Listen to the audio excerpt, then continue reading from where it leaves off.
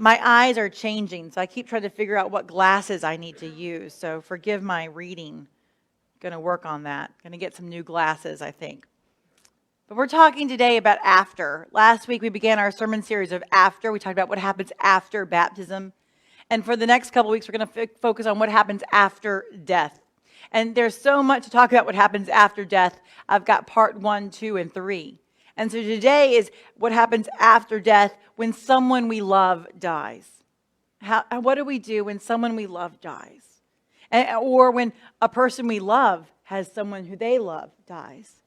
Many of us have some understanding of grief. How many of you have ever heard of the term, the stages of grief? You ever heard about that? Stages of grief.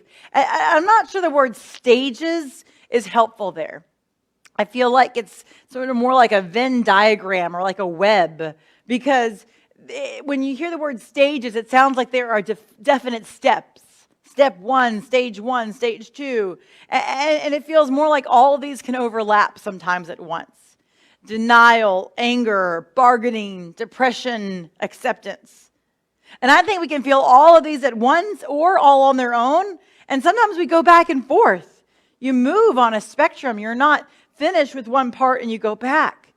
And how did Jesus deal with the death of a friend? And how did Jesus help others in the death of their loved one, of their brother, Lazarus? Jesus' friend Lazarus died. And Mary and Martha had lost their brother. And all of the community is grieving. So what happens here in this story from John's Gospel? And how can it help us to understand how we can deal after death? How can we pick up the pieces? How do we help? What do we say? How do we love one another after death? Now, when Jesus knows that Lazarus is sick, you notice that he doesn't go. He has a plan, even if no one else understands it. And then when Jesus has arrived, Lazarus has been in the tomb for 4 days. There are many people who have come here to console Mary and Martha. We hear now Bethany was near Jerusalem, some 2 miles away, and many of the Jews had come to Mary and Martha to console them about their brother. When you have lost someone, have you had people who come and console you? And are there with you for a time? And that's what the community has done. They've come to be with her, to make sure she's not alone, that neither of them are alone. Now, Martha heard that Jesus was coming. She ran out to meet him, but Martha stays at the house.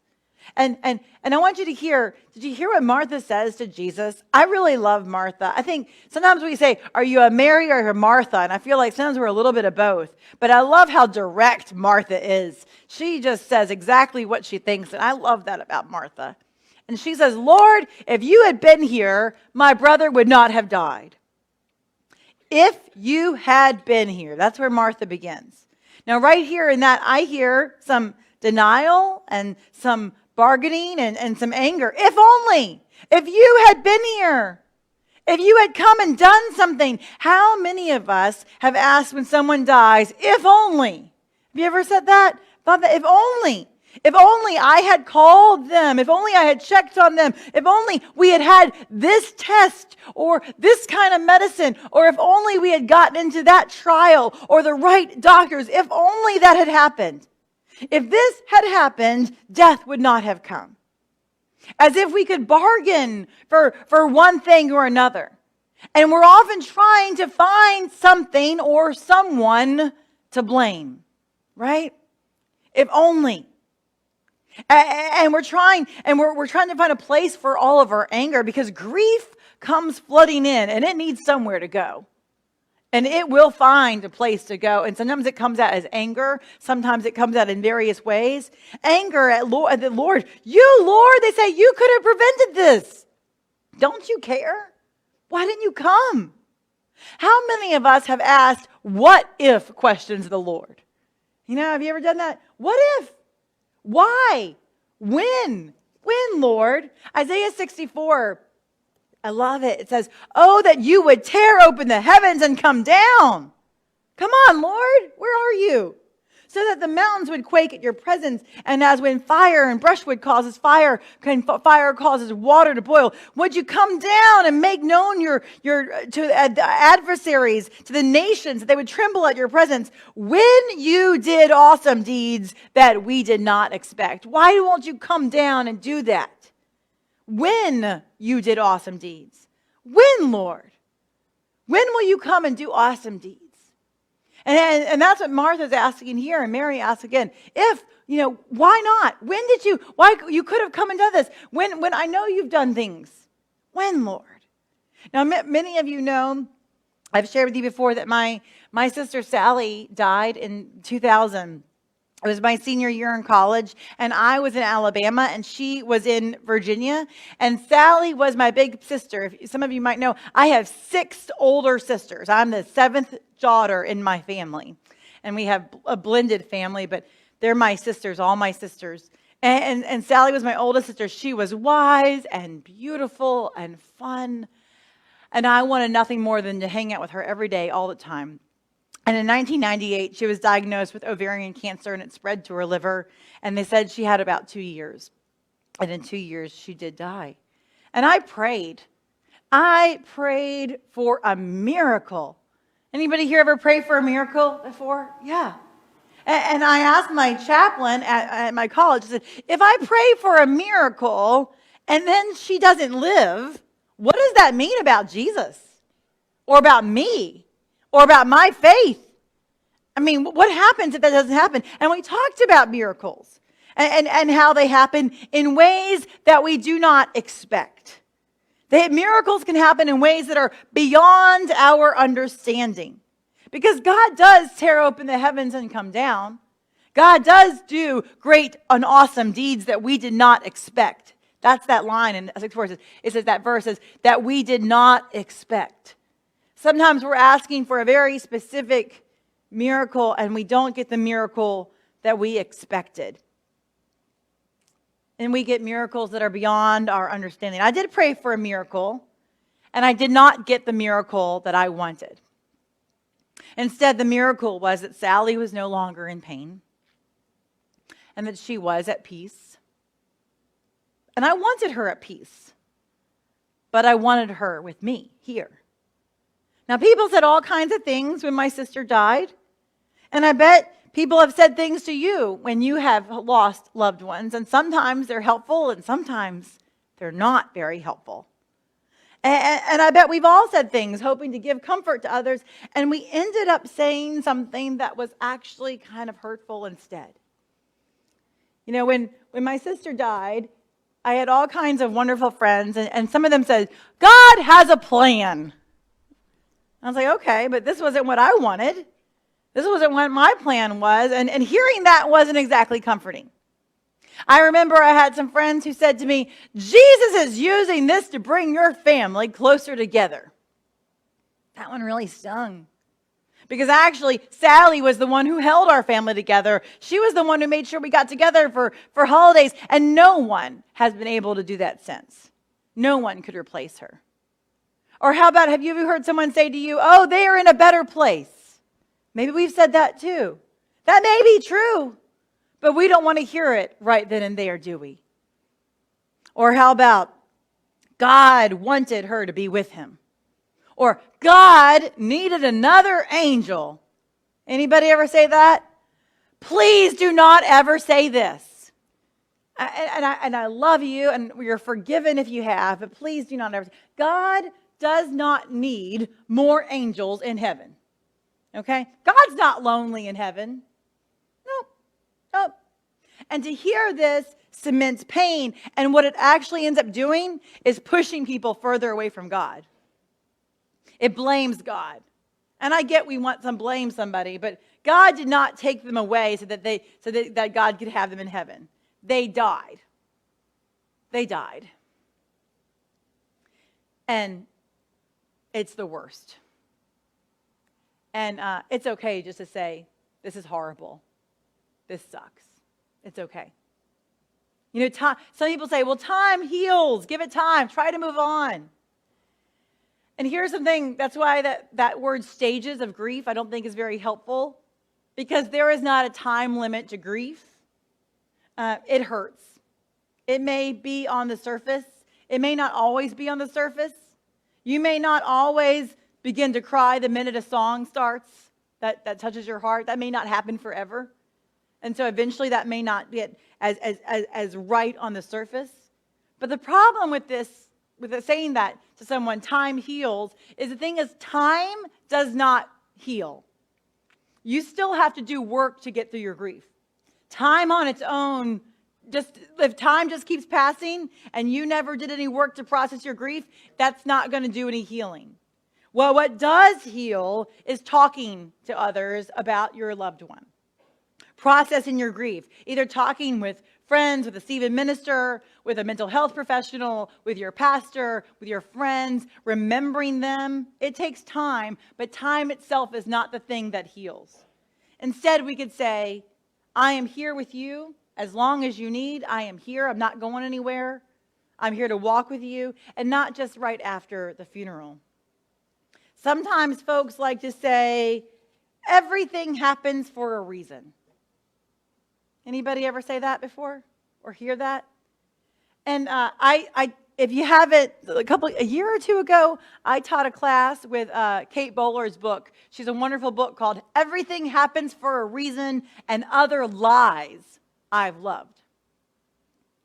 Now, sometimes we want to try to find a reason, and we might learn things through something that happens, but it doesn't mean that God's like making that happen for this particular reason, or like a puppet master. No. So please don't say everything happens for a reason. Some people say just stay really busy. It'll help keep your mind off of it. And while being busy is a distraction, staying busy is not a cure for grief. What I do encourage people to do is to schedule their grief. You're like, oh, Pastor Beth, you are so type A, right?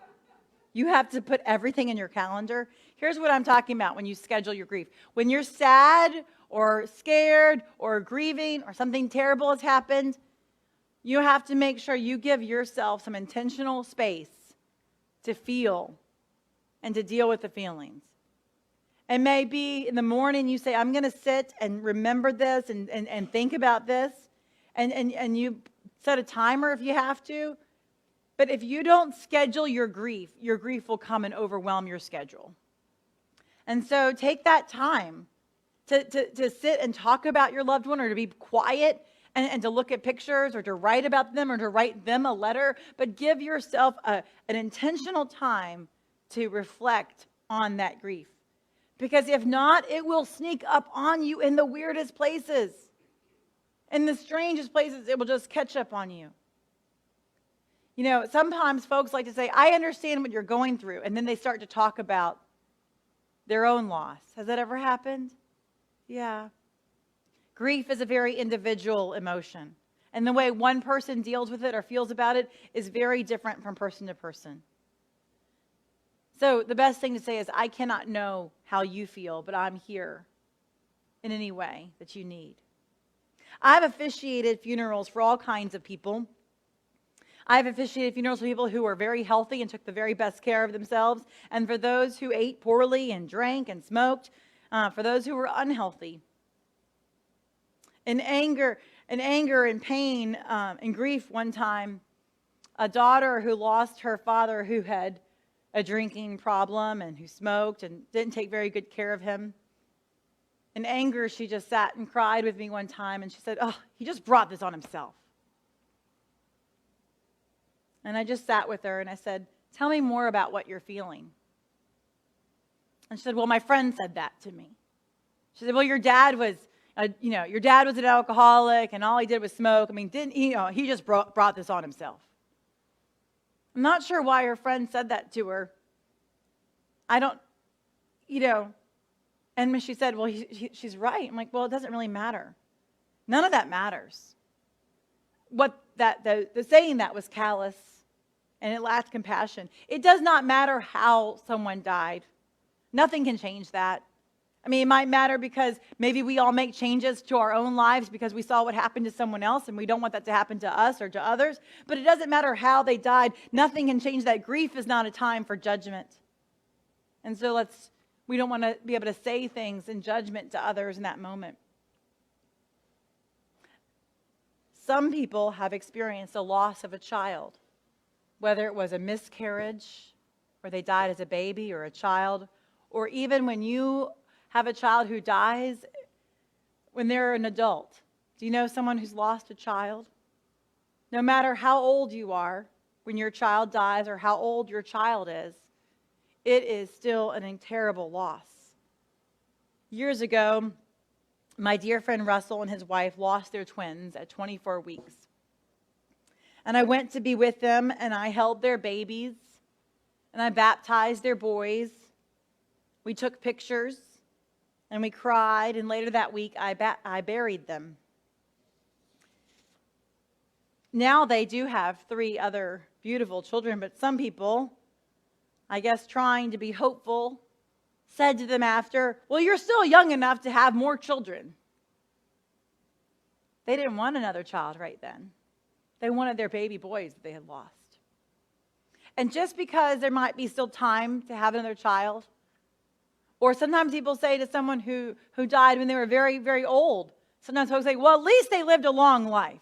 Have you ever heard someone say that? There is no silver lining to grief. Can we just say that that's true? There's no silver lining in grief. You don't need to find the bright side. You don't need to find that.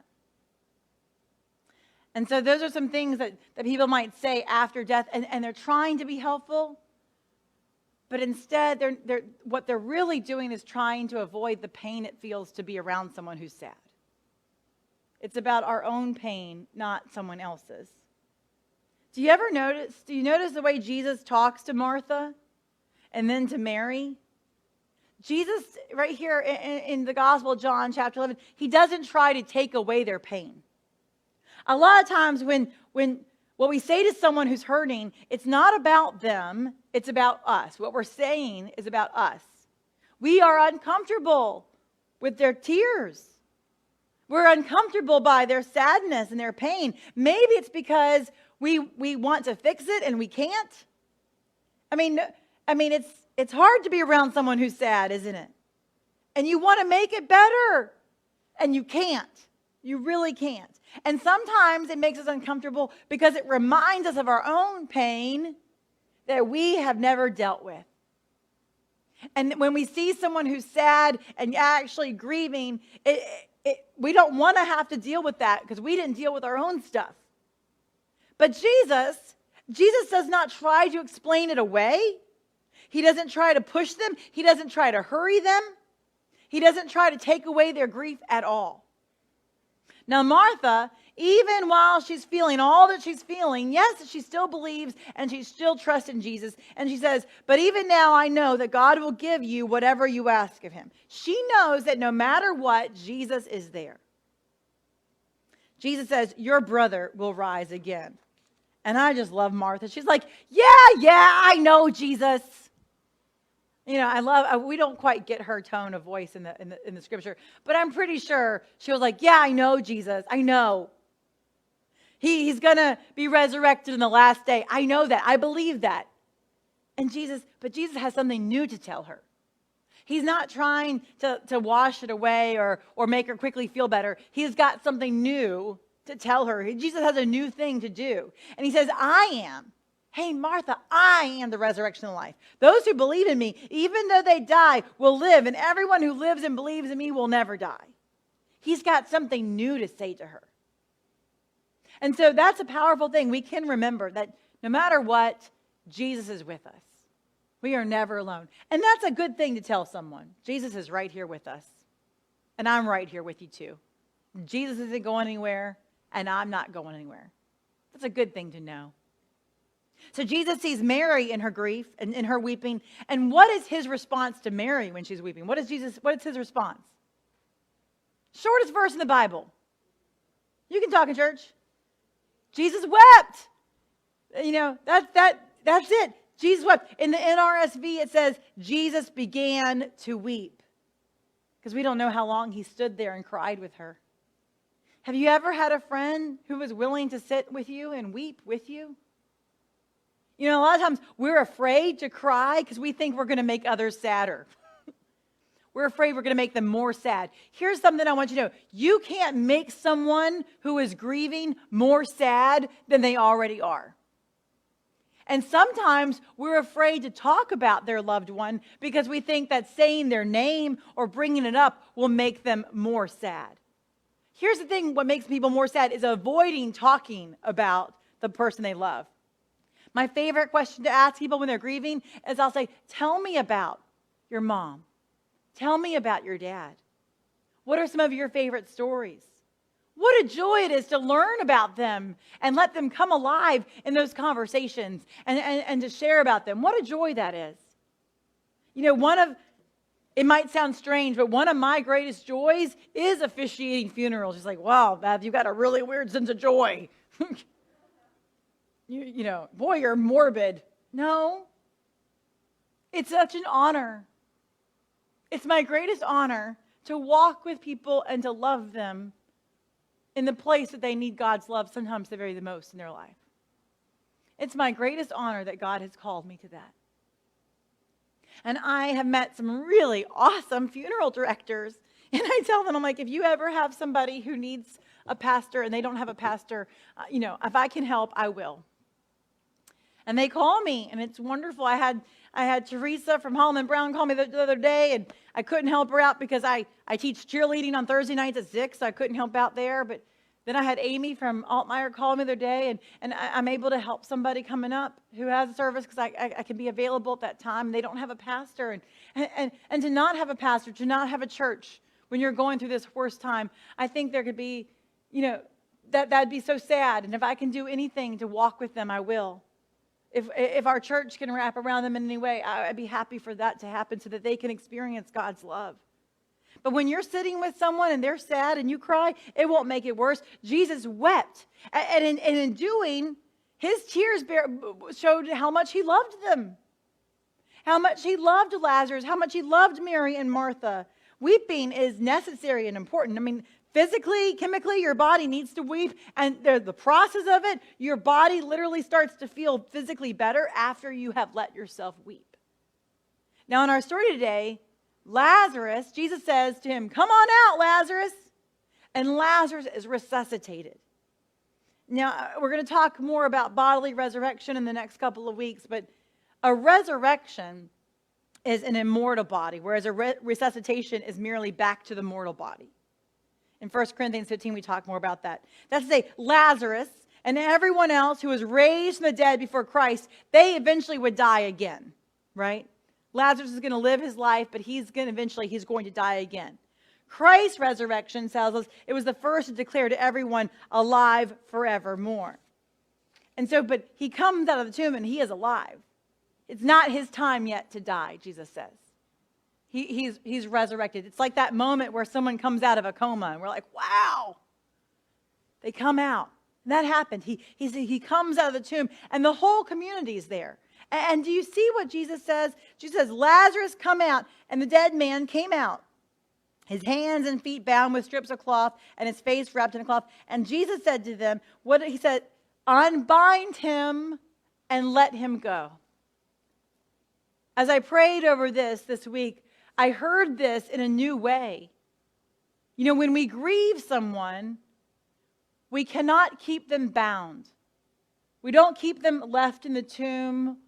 We don't keep them left in the urn where we buried them or we put them away. He says, let the community unbind him and let him go. By letting them go, I'm not asking anyone to ever forget them. Just the opposite, to share them. To share them. See, if you don't let the loved one that you have come out and be unbound, you're holding on to that grief all the time. But let them go. Let the whole community come and unbind them. Do not keep that sadness locked up and put away. Tell their story. Share it with others. Every time you're sharing about your loved one with others in the community or hearing others share about that, you're unbinding your grief and you're helping to let them go into the world, to share them with the world. In our grief, we need community and we need others. We need the body of Christ. I kept trying to do everything I could after my sister Sally died. I would go running and I would pray and I was writing. I ended up writing for my senior thesis that year, memoirs of Sally. And then I wrote another piece to go with it about how that writing process helped my grief process. We're all going to find a different way to unbind someone and let them go. We're going to share them with the world.